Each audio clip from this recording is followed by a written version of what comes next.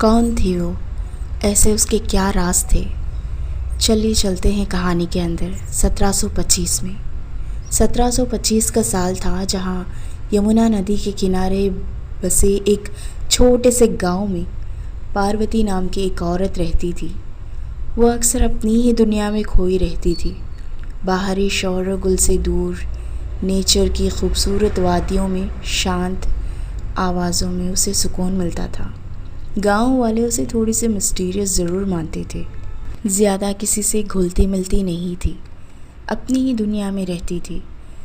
लेकिन इस शांत स्वभाव के पीछे एक गहरा राज छुपा था, जड़ी बूटियाँ और पारंपरिक मेडिसिन्स का राज, जो उसे अपनी माँ और नानी से विरासत में मिला हुआ था।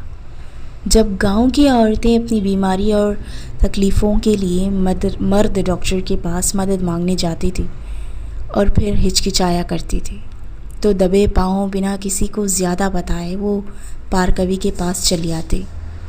पार्वती उन सभी औरतों को स्वागत बिना किसी सवाल के करती थी।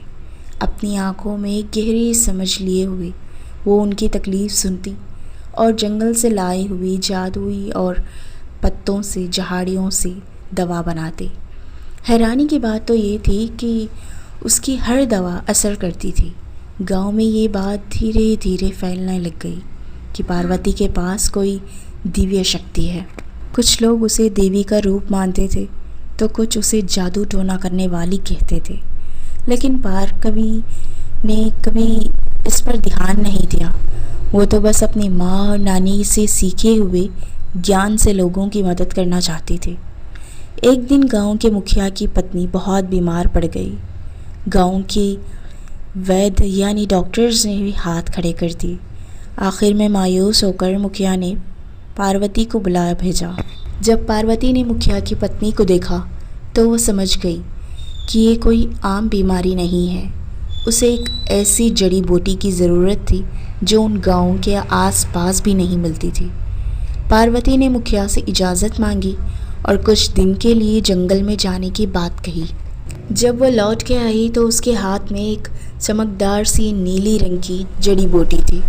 उसने दवा बनाई और मुखिया की पत्नी को दी। धीरे धीरे उनकी तबीयत सुधरने लगी। लेकिन जब मुखिया ने पार्वती से उस जड़ी बूटी के बारे में पूछा तो पार्वती ने एक ऐसा राज खोला। उसने बताया कि वो सिर्फ जड़ी बूटी का ज्ञान ही नहीं रखती, बल्कि उसके पूर्वजों का नागलोक से भी संबंध था और ये नीली जड़ी बूटी उसे वहाँ से प्राप्त हुई थी।